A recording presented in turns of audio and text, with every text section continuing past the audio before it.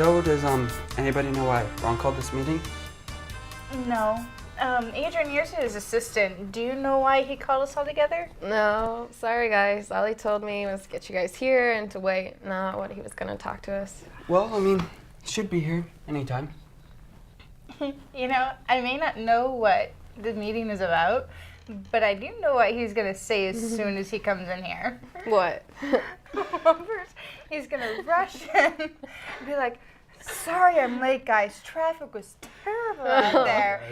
And then he'll look at you guys and be like, "Hi, how are you doing?" But then he'll look at me all dreamy-like and be like, "Beverly, it's so good to see you." He might also give us the old, worn out line, so I suppose you're all wondering why I called you here today, and then finish it with, "I've always wanted to say that." You see it? Right. Yeah. Okay. It's been a while, but let me try. So he'll probably say whatever he has to say, it's gonna be big, like the biggest thing there is. You're right, he does do that. That's Ron. That's totally Ron. Oh, hey, Ron. Hey guys. Hey, I'm sorry I'm late. Traffic was terrible out there. Hey, Adrienne, Corey, how you doing? Good. Beverly, it's so good to see you. Hi, Ron. Now, I suppose that you're all wondering why I've called this meeting. You know, I've actually always wanted to say that. But no, seriously, this is really big, you guys. I want you to hear this because this is so big. This is like maybe the biggest thing that's happened since we started the show. Uh-huh. Okay? What's going on? Nothing. Nothing. Go ahead, Yeah. you were saying.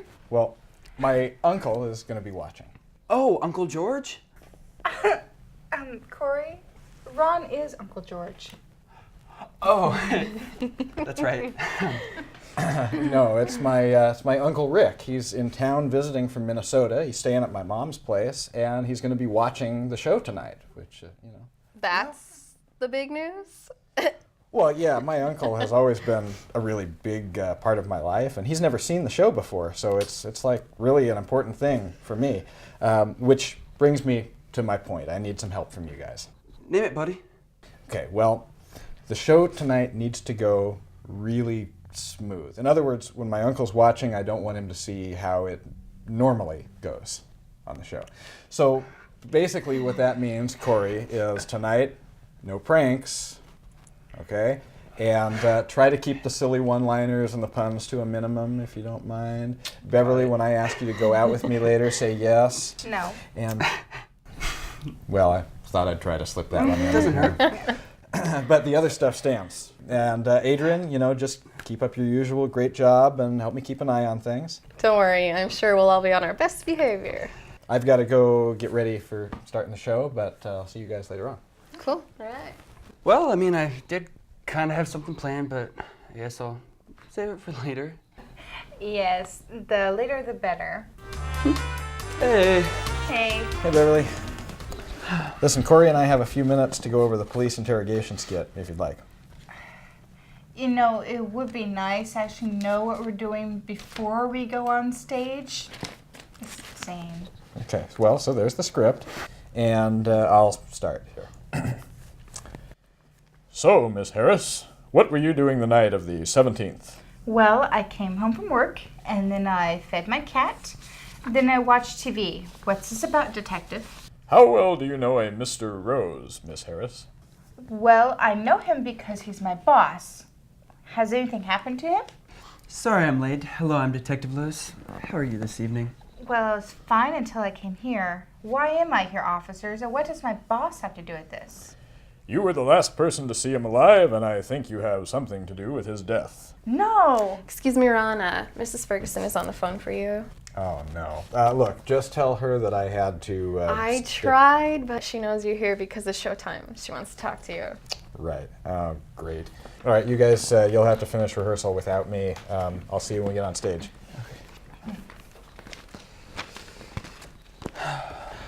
Okay, is it me, or is this skit not even funny? It's not. I think Ron's being careful how over the top we get tonight. Yes, but this is just plain boring. Well, we could, jazz it up a little. I don't know. You heard what Ron said about keeping everything smooth for tonight. Yeah, but you gotta admit it would be fun. maybe if we wrote things in that he wouldn't want me to say, he would stop making me go on stage all the time. Yeah, I like where your mind is. Okay. Ready? Let's Do it. And then, Okay. We'll work on that. yeah, that's fine. Anyways.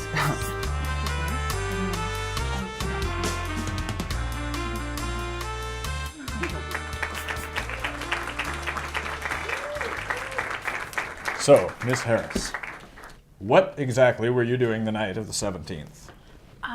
Well, I came home from work and I got ready for a hot date. And then after he left, I went to sleep. That's not in the script. Stick to the written lines. So how well do you know a Mr. Rose, Miss Harris? Well, I know him because he's my boss. Has his wife finally caught him cheating? Sorry I'm late. Hello, I'm Detective Lewis. How are you this evening? I was fine until I came here. Why am I here, officers? And what does my boss have to do with this? You were the last person to see him alive, and I think you have something to do with his death. Are you sure? I mean, anyone could have come in the office after I left. And if you haven't figured that one out, you must not be very good detectives. Miss Harris, we have reason to believe that you may have been involved in the murder of Mr. Rose. Well, that could be a possibility. So you admit to killing your boss. Lewis, take her away. Wait. Miss Harris, how do you think you're involved with killing your boss? Well, every time I made a mistake, he told me that was killing him. I didn't know it would lead to his actual death. Miss Harris, did you or did you not shoot Mr. Rose twice in the chest with a handgun? No, I didn't, but you might want to ask Mr. Bloom, his partner. Now, why would we need to ask him? Well, because Mr. Rose kept going on and on about how hot shot he was. Maybe he had something to do with the shooting.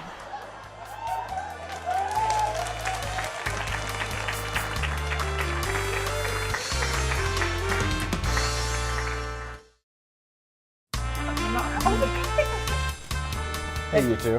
Hi. What's the big deal with the police interrogation skit? I mean, you know how important it is to me. Everything goes smooth tonight. I mean, how could you do this? You're supposed to be my best friends. I know, it's just that we thought that the scene needed just a little bit more humor to it, that's all. Well, all right, but look, from here on out, please, just stick to the written material, all right? Now, here's the scripts for the next scene that we're doing together. Unfortunately, I have some stuff I have to take care of, so you guys are going to have to rehearse on your own without me, but I'll be on stage with you, so. Okay. Okay. Let's see what we have here. It looks like I start. Welcome to the dating show. We have a great show for you tonight. Our guest tonight is Tom, which will be wrong when we do the scene.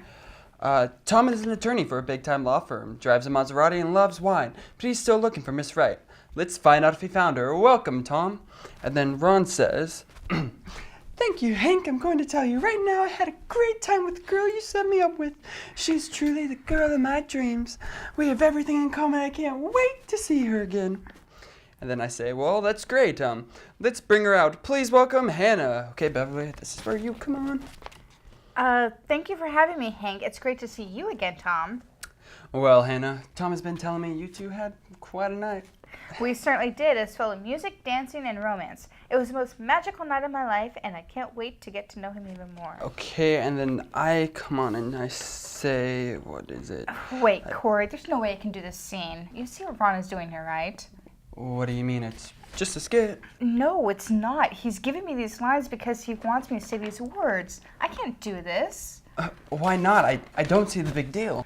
Because he should get me to say these things honestly, not put them in a script and force me to say them. Did you hear what you just said? What are you talking about? You're interested in him too, aren't you? So what are we going to do about the script? Come on, you can tell me. All right, maybe I am. I don't believe this. Why the sudden change? Well, if you must know, I felt this way for a while now. It's just I haven't been able to tell him and take that step. Why?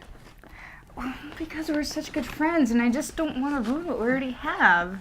Yeah, but you could be gaining something even better. I know. Adrienne gave me the same speech a couple weeks ago. Look, I'll get around to telling him eventually. Wow. I mean, Ron's going to go crazy when he finds out about this. Corey, if you say anything to him about this, I will never forgive you. I won't say anything, but it won't be easy. I'm serious. Okay. If he should hear anything about this, it should be from me, not from anybody else. I agree completely. Look, lips are sealed. Oh, good. Now, what are we gonna do about this script? We could maybe... You really have liked Ron this whole time? Yes! Can you please work?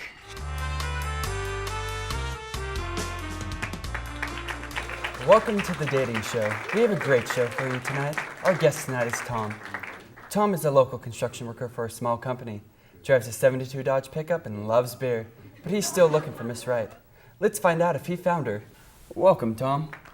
Thank you, Hank. Well, first of all, I just want to tell you right off the bat, I had a great time with the woman you set me up with. She's just truly the girl of my dreams, and I can't wait to see her again. Well, that's great. Let's bring her out. Please welcome Hannah. Hi, Hank. Tom. Well, Hannah, Tom has been telling me you two had quite a night. We certainly did. It was full of every single type of disaster I could possibly think of. I couldn't wait to get out of there. Sorry, I thought, remember, we had a wonderful evening, music and dancing. You don't dance. All you do is bounce around to the beat that you think is there. And the music, listen to the 80s rock all night long. Well, seems we have two different views on the same night. Tom, how did you view the night? Well, like I said before, I felt like we, talked about everything and that we had a really good connection. You did all the talking. I hardly got a word in. And then after the meal, I had to pay for it because he forgot his wallet at home.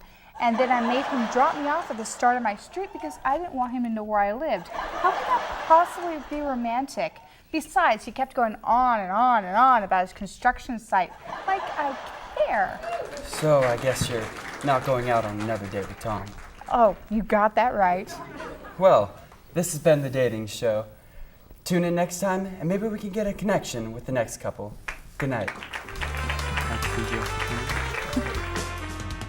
Well, yeah, it's good to talk to you too, Uncle Rick. My mom tells me you're there and watching the show tonight, Listen, I do want to explain about those crazy comedy sketches. You see, I had nothing to... Huh? You did? They were? But yeah, I thought that wow, that's great. I mean, I'm glad you enjoyed them. Of course, I do put a lot of effort into making sure that we have good material like that. Okay, well, yeah, keep watching the rest of the show. There's still a little more to come tonight, and do make sure that I get to see you, of course, before you head back to Minnesota. Oh, well, yeah, I'll bring Beverly. I'm sure she'd love to see you again. What? No, not yet. I don't know. I've been trying my hardest. Look, I've got to go, Uncle Rick, but I'll talk to you soon, okay? All right. Bye-bye. Hey, Ron. It's about time for you to get on stage to do the closing number. Oh, yes it is. Thank you, Adrienne. I'm on my way.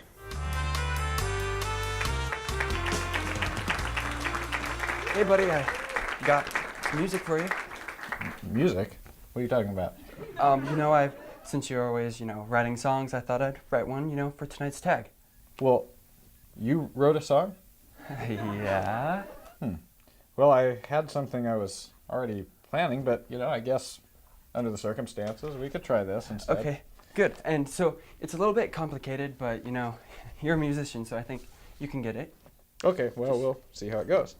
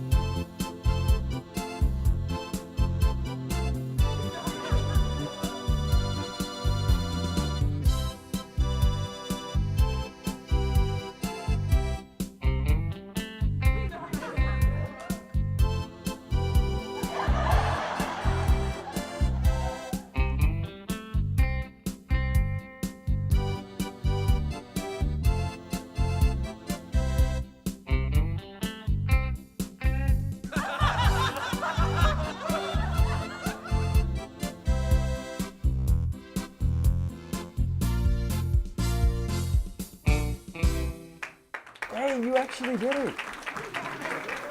You bother me sometimes.